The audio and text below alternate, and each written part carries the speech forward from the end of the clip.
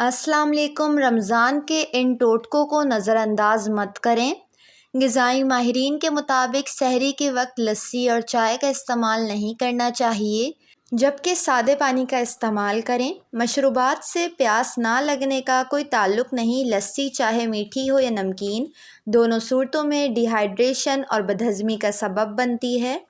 سحری کے دوران کیلے اور آلو کا استعمال نہ کریں، جبکہ کیلے اور آلو کا استعمال افطاری کے وقت کیا جا سکتا ہے۔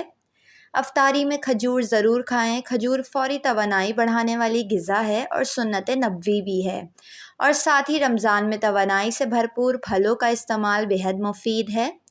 روزہ رکھ کر بھوک پیاس کی وجہ سے سر میں شدید درد ہو تو لیموں کو کاٹ لیں اور اپنے پیشانی پر رگڑیں، سر درد فوراً ٹھیک ہو جائے گا۔ اکثر اوقات گرمی کی وجہ سے انڈے خراب ہو جاتے ہیں۔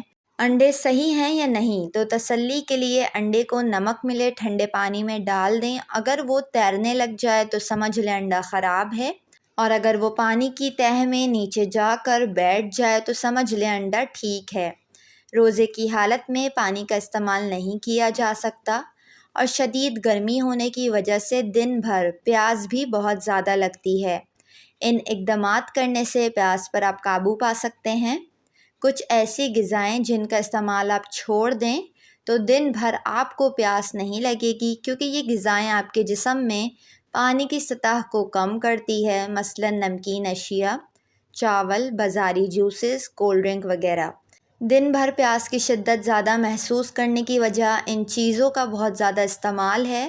ان اشیاء کے استعمال میں کمی لائیں، جیسے کہ سحری اور افطاری میں ٹھنڈا پانی کا استعمال۔ میٹھے مشروبات پیاس نہیں بجھاتے، ان کا استعمال کم کریں۔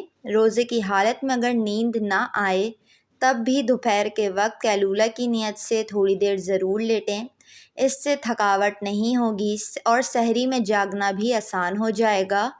مرچ مسالے والے کھانوں کا استعمال کم کریں، اس سے سینے میں جلن ہوتی ہے اور بدہضمی کا باعث بنتی ہے۔ افطاری کے وقت تلی ہوئی اشیاء کا استعمال کم کر دیں۔ سحری کے بعد ہلکی پھلکی ورزش یا کم از کم 10 سے 15 منٹ تک چہل قدمی ضرور کریں، اور کھانا ہضم ہونے کے بعد سوئیں۔ بلا ضرورت روزے کی حالت میں باہر نہ نکلیں۔ اگر مجبوری کی بنا پر گرمی میں باہر نکلنا پڑے تو چھتری لے کر یا سر پر گیلا تولیہ رکھ کر نکلیں۔ موٹر بائیک چلاتے وقت منہ اور سر کو اچھی طرح ڈھانپ لیں۔ بعض وہ اشیاء جن کے استعمال سے انسانی جسم کو بے حد فائدہ ہوتا ہے، پیاس کی شدت بھی کم محسوس ہوتی ہے۔ سحری کے وقت سادہ پانی کا استعمال کریں۔ پانی کا نعم البدل کوئی شربت نہیں ہوتا۔ افطاری سے لے کر سحری تک تھوڑا تھوڑا پانی یا مشروبات پیتے رہیں۔ ہر روز گوشت کے استعمال کے بجائے سبزیوں اور پھلوں کا استعمال بھی کریں تاکہ پیاس کی شدت میں کمی رہے۔ بدہضمی اور گیس کے خاتمے کے لیے گیس اور بدہضمی پر قابو پانے کے لیے اجوائن، سونف اور کالا نمک تینوں چیزیں ہم وزن لے لیں، باریک پاؤڈر بنا لیں۔ آدھا سے 1 چمچ سحری میں اور افطاری کے بعد سادے پانی کے ساتھ کھا لیں یا پھانک لیں۔ انشاءاللہ آپ کو بدہضمی یا گیس کا مسئلہ نہیں ہوگا۔